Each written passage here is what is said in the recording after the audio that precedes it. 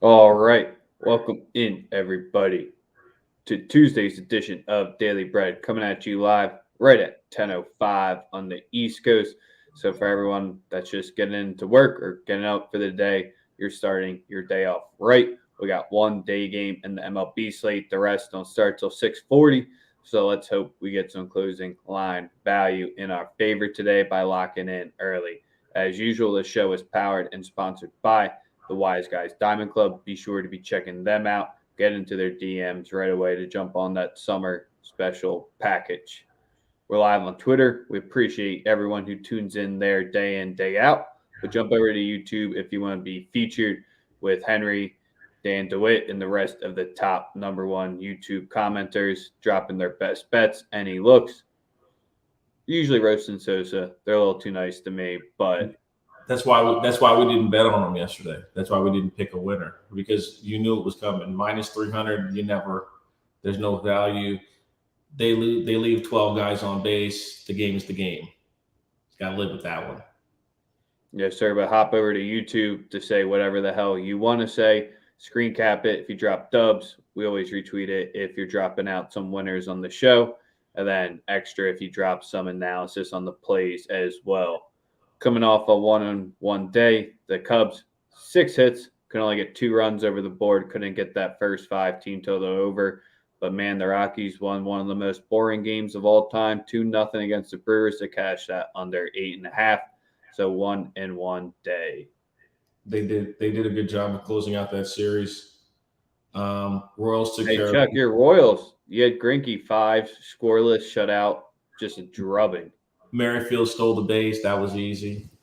You know, just one of those Yes, nice yes, little Kevin. That base running was pretty rough. quite an interesting travel day. Subway Series kicks off tonight in Queens. Um, You sound real excited for that Subway Series, man. We can hear in the voice what that you really want to be talking about the Mets and the Yankees. I mean, I'm. It's always exciting when when both teams are good, right? Like, when's the last time both teams have been really good at this point in the at together collectively? 2014. It's been a little minute. So, yeah, I think it's good. I'm actually looking forward to the series, and I'm going with the Mets tonight on the money line plus 102. That's my first like real thing. That's why I brought it up because I really do like the Mets tonight. I like the Mets to beat the Yankees, and I'll be Oh fading shit! Just getting right into the plays. We'll leave the banter for the end, like we did yesterday. I don't know. The fans loved it. The viewers loved it. We can recap our plays, but if you just want to get right into it, you're Yeah, starting us off. I'm on to the I'm on to the Subway Series. Obviously, we are all familiar with Yankees, Mets. The hatred that each fan base has for each other, the belief that each fan base has in their team right now, as far as a whole. I mean, and then obviously we know the Mets owner is going to spend some money to get somebody. I think definitely need another bat. Whether that man will be Soto, and they absolutely clean out the coverage to get him, which I think is a direct possibility given the state of the Washington Nationals right now. Um, so yeah, I'm on the Mets tonight on the money line plus 110.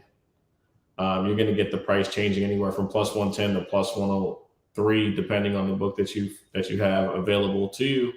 So just be able to just be smart to shop and pick the right one, get the best number you possibly can. Any thoughts on the Yankees Mets? I was about to say you're going against the grain here just because when people see that short price and next to the Yankees name, usually people are always bouncing all over it from the jump. There's only been 9 times so far this season when the Yankees have been listed between plus 125 and minus 125. They're 6-3 straight up. And this could be a fate of a Jordan Montgomery spot, even though his ERA is only at a 3.5 over his last three. The squad's 0-3 in his last 3 starts. And then you got Walker with the 1.50 ERA in his 6 starts. The under is 5-1 there as well. So if I had to go anywhere here, I'd be looking to the under full game. But something's telling me that the ball usually leaves the park in this one here. Okay, I like where your head's on this one. Yeah. Moving on to Nets don't hit the lefties well. You're not worried about that aspect either. no, because Montgomery's been they all those guys that were overperforming are returning right back to their regular form. I also don't trust the bullpen anywhere near as much as I did at the beginning of the year. So even if he's good or decent, I still think that I still like the Mets tonight. It's just I think they come out there fired up. I think it's an energy type of win to be if I'm not just my personal honesty in regards to it. I really do like. I just like the Mets in this spot. You like anything in the day game? Pirates a potential hungry dog here. I mean, I like the. You could take the +1.5 at +120 or -120 or -125. I'm sorry, that's like that holds good value. I'm not really usually taking opposite run lines, like with the plus, but I could see the Pirates keeping this one close, but nothing official for me. Starting to get to the point where bad teams, unless we absolutely hate the starting pitcher, we're just going to stay away from them. That's just my personal approach at this point in the year. I mean, you have enough data to know like what teams are just going to give you issues as far as trying to gamble on them. Cubs are hot though. 5 straight. I know, and It's the first time this season that they're a home favorite greater than -175 if your book has it that much of a steep juice. I mean, I kind of want to be on the Pirates here in some sort of way, but I really don't want to be going against the Cubs, even though Bryce Wilson on the mound for the Pirates. Last 3 starts, 2.81 ERA, but he's rocking at 8.10 through all of his starts so far. And Keegan, the squad just can't get dubs for him this year. 0-3 in his last 3 starts, 6-6 so far this season. And it was kind of the last outing against the Mets where he came off a clean one against the Dodgers. He came back to form and just gave up too many walks. So that's just where I can see it getting a little too sweaty for everyone out there that's going to be laying the juice with the Cubs. Yes, sir. I'm also going complete contrarian tonight with the Orioles Rays game. I'm on the Orioles money line at +170 going up against McClanahan.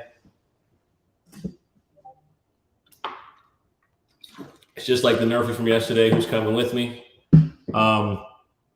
Watkins is not an elite starter by any chance. I do think that Shane McClanahan, this year he's pitching the most innings he's ever pitched in his life, especially at the big league level. It's going to be interesting to see how Toronto or Tampa actually, completes the season with him, based on where they end up in the playoff hunt, because he's never pitched this many innings before. Moving forward, I think that decline can happen not because he's not great, but because he's not used to the workload, and I think that starts tonight. I think the Orioles shock them. I mean, Tampa at -200, that never holds value to me. They played way too many close ball games for me to ever to take them on a run line that's -115. So I'm on the O's tonight. Well, I'm probably betting everyone's favorite game tonight, Sosa. This is shout out Henry. He was on the O's and the under yesterday, which both came through. Everyone's favorite series probably to watch right now. I'm taking the Fish on the money line at -110. Some books you can get at a -105. Sure, Hunter Green's on the mound for the Reds. Sure, the Reds have won 2 in a row. It's Pablo Lopez day. So Sosa, I gave you more than enough time to have you claim that one since we don't talk about the plays beforehand. Dan, we started with the Subway Series. You're late. We'll get back to that one in a little bit. But, yeah, I got to take the Fish on the money line. Pablo Lopez coming off a rough start, which is why I like it even more because he was clean before that. Just going to be fading the Reds. Yes, sir. And I'm 100% on the Houston Astros bounce back. Oh, no, don't do that. It's Frankie Montas Day, man. You're going against their guy? They lost yesterday. They still remember they pushed on the team total. The 5 was an official play they pushed, so it wasn't a loss. But I think that they're too good of a baseball team. I like them to go out tonight and beat the brakes off of Oakland. I like Houston at -1.5 at +105. You may be able to get an even better price depending on the book that you have available to you. But yeah, we're Montas be chased by the fourth. The under is 10-1 and Montas home starts. Man, I can't believe you're going against him, even though he only went 3 innings off it. He's just trying to get that. Oh, bro, I'm not saying he's going to get smoked, but he'll lose 4-1. I don't know. It's hard to go against it, but sure, you can back the Stros. And what we're going to do again is we're going to run back the same play from yesterday, which is the Los Angeles Dodgers team total, first 5 team total.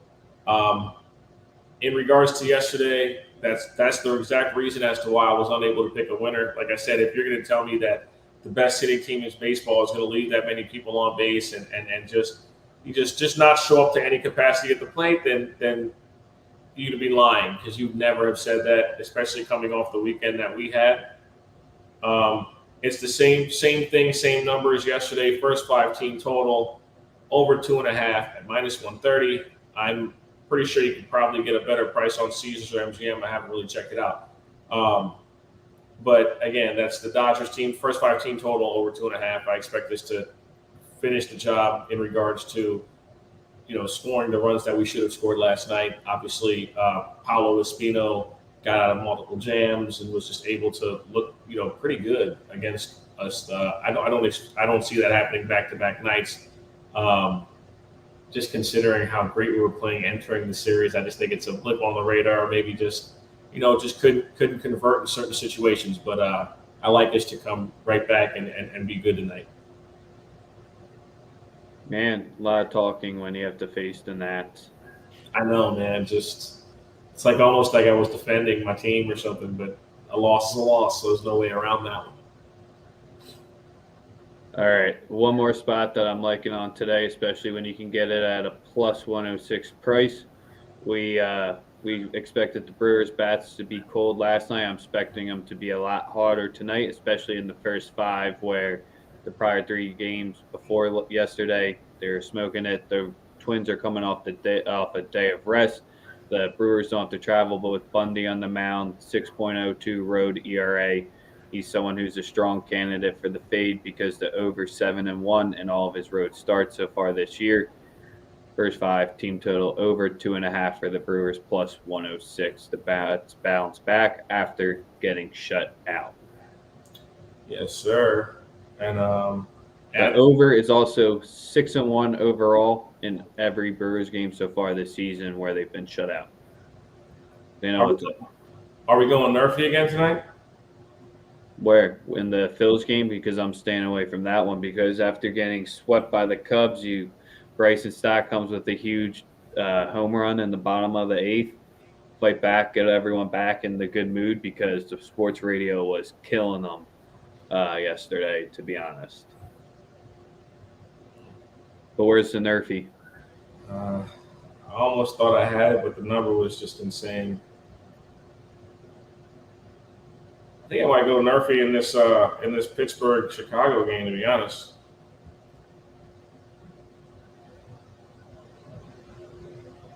No runs first inning. You really going to do that to yourself? Pirates, Cubs, -108. Who's coming with me? Do we run back or not run back, but are the Royals a potential spot today? Because Ohtani's day-to-day. He might not play after fouling the ball off his leg. So that's just where they might give him a day of rest. I love to go with the no-name pitchers as opposed to the stars when you're looking for a Nerfy. You end up having like 2 Hall of Famers, and then they end up like having some weird shit happen where it's like an error or just some weird shit. I'm not really inclined to touch anything in that Angels game. Maybe can't really take a stolen base. I was looking at that, but as far as a lefty, I tend to stay away from the from the stolen base props against lefties. Even though Whit Merrifield and Benintendi are both very good candidates, just like last night, they both hit. I actually was teetering on the Nerfy in the Chicago White Sox Rockies game. I like the matchup. I think Marquez and Kopech are very good first time through orders. It's at plus money, which tells you that everyone's expecting there to be just an absolute light show in Colorado tonight. As far as the San Fran Arizona game, again, I think we're getting to the point where teams are bad, and betting on bad teams is not conducive to profitability. Um, yeah, just he's regressed greatly after starting off the season really, really well. Um, and then the Seattle Rangers game, Seattle looks to be returning back to the mean a bit, after going on an extremely insane run of 15 straight games won. So I'm I'm just a bit hesitant to gamble anything on either of those teams right now. If anything, it would be the Mariners in some capacity, maybe first five. Um, but that's really it for me in regards to today's slate. Not really too excited. I think I might go play some Call of Duty. Maybe no, maybe a little Rainbow Six. Well, that's where the last like 4 hours of film study.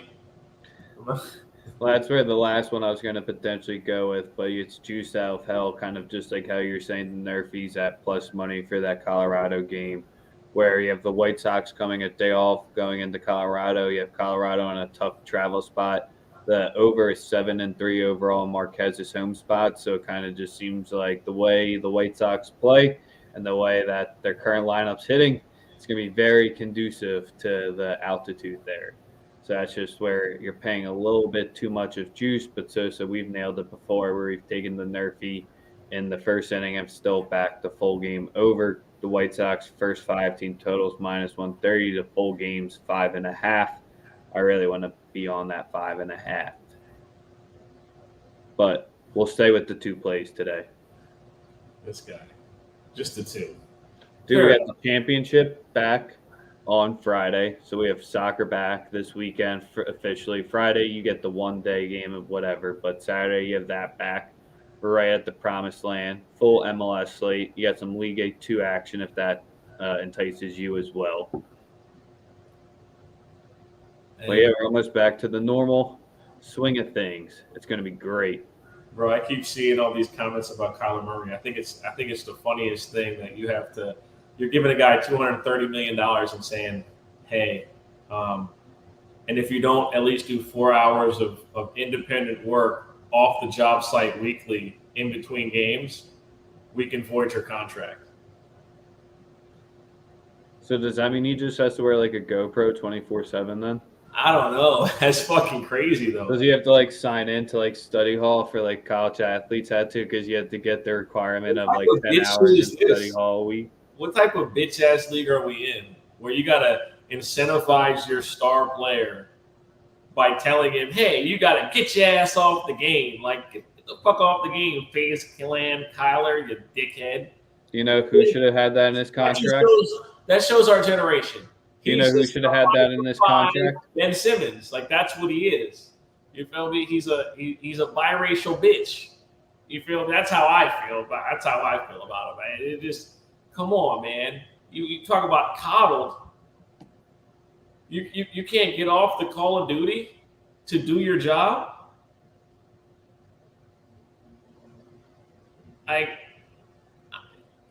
Hello.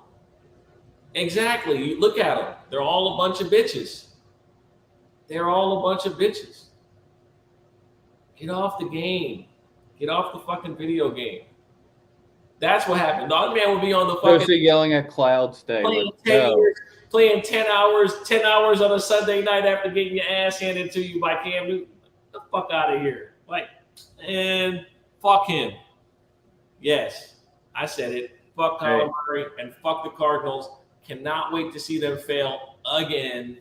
Do you know who's still the 2 happiest people in the world?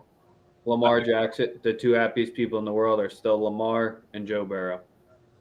Oh, yeah, I mean. Their agents are just laughing at this, just saying, man, if Kyler has to have a stipulation to get this $240 million, like, These dudes just have to show up every day into the building, and they're going to get whatever the hell that you're going to get. He just seen like 160 M's, and he was like, "Where do I sign?" He literally didn't read the part about reading off the job. Yeah, that's what his lawyer's for, man. What a fucking idiot. And the funniest part is like, he probably is like, I didn't even read that. Like 4 hours of independent study. Oh my God. I remember my freshman year. Christ. But yeah, man.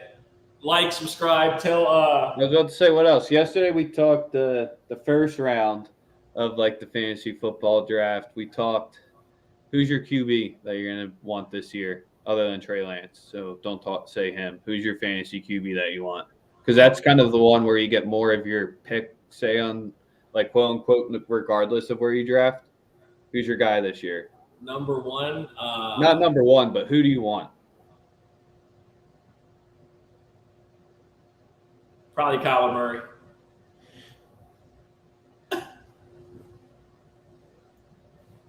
Not in there. I'm playing.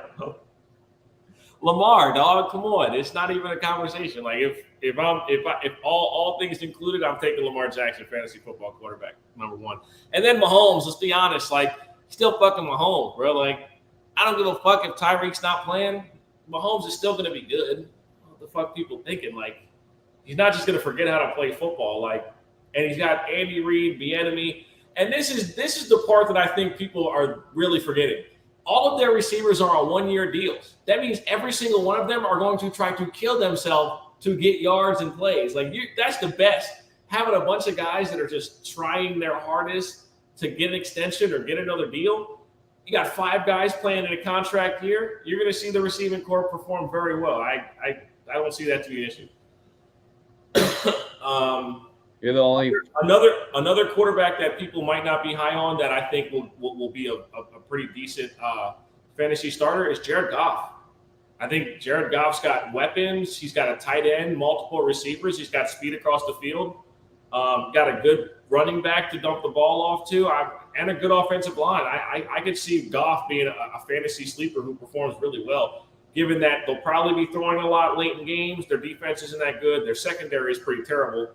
But I think Goff could be a very valuable fantasy quarterback, for real. All right, guys. No, that's solid, because now I got 3 guys. You're going to tell me if you're going to be pissed as shit if you end up with him as your number 1 QB this season, or you're going to be happy. What if you get Russ? No, I'm going to name 3 guys. So what if you get Russ? How are you going to feel about that? I'd be happy about it. I think that the only issue is this, is that there's so many moving parts in Denver that casual fans are forgetting. It's a first-year head coach, brand new offensive coordinator, brand new defensive coordinator, brand new quarterback.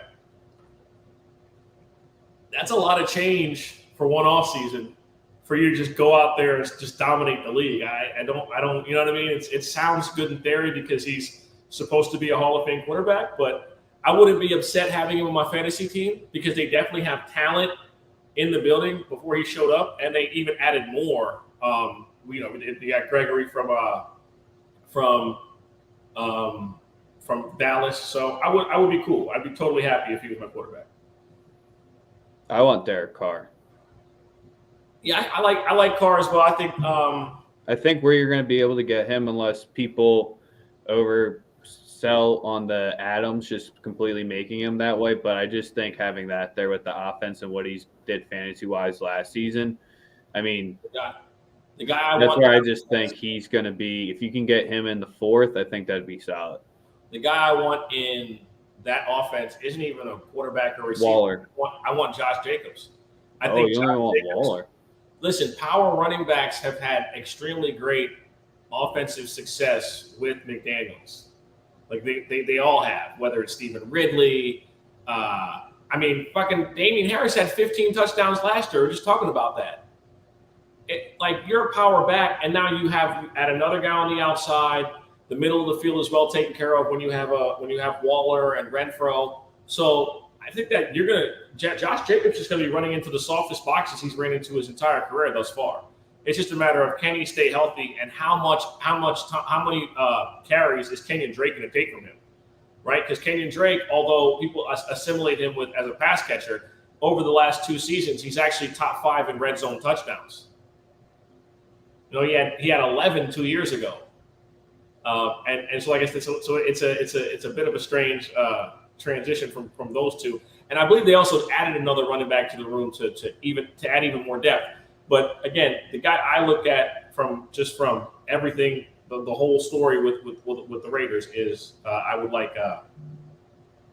think Josh Jacobs could be in store. You could probably get Carr in the 7th. I always think I play in 14-man leagues, make the waiver wire stat just much more tougher. So that's where I think everyone always goes way earlier. I'm blanking on whoever I had as the last one, but it really doesn't matter. Probably Jalen Hurts. No, it wasn't Hurts. I think it wasn't Stafford. It wasn't Cousins. I forget. I'm just blank. Oh, it's Herbert. I mean, I think Listen, I think I have to make you say something nice after what you did to him on the internet this morning. That's what it was. Right. Oh, you talking about the Ice Baby compilation of his interceptions from last year? Yep. It happens. I think Herbert's extremely talented. I think that people have to lie in order to prop him up a little more than he's been thus far. Listen, statistics are cool, and there's a whole generation of nerds that only give a fuck about that in regards to today's NFL. They want to talk about EPA and BVOA and IRS and FDIC and a bunch of bullshit that nobody gives a fuck about because we can see the fucking tape. Yes, he makes some fucking amazing throws. And just for every amazing throw he makes, there's 5 or 6 on the tape where you're just like, what the fuck were you looking at? That's part of what we have to do as far as like analyzing fairly. I try to analyze every player as fair as possible, taking bias away. It's very easy if you're a fan of someone to completely neglect any of the flaws that one might have in their game because you're so defensive of what they do. I don't have that problem. Like, you could tell me Jimmy Garoppolo sucks and I'll agree with you. But I can also say, like, he's a good game manager and he's really good at handing the ball off. It's really nothing good I can say about him. Getting to Super Bowls. Right. A lot of people would kill to get to 2 Super Bowls as a starting quarterback. Right, but again, with Herbert, I think Herbert puts up good numbers. But I would like to see the team run the ball a little bit better. I'd like to see their defense not be able to stop a nosebleed up the middle of the field for 40 plays straight. And so it's it is what it is. Well, that's going to wrap us up for today. We're going to keep messing around with just NFL banter until we can get more sports to talk about other than just the MLB. If you want to get our plays, you can run them back to the beginning of the show. Sosa had a few. I had 2 of the plays. But other than that, that's how we're going to wrap up today's show. Until tomorrow, make sure you're checking out Extra Dough with JD on our channel for all the Heisman win totals, anything else you need college football-wise, who to look out for, we appreciate you, and we're out. Peace.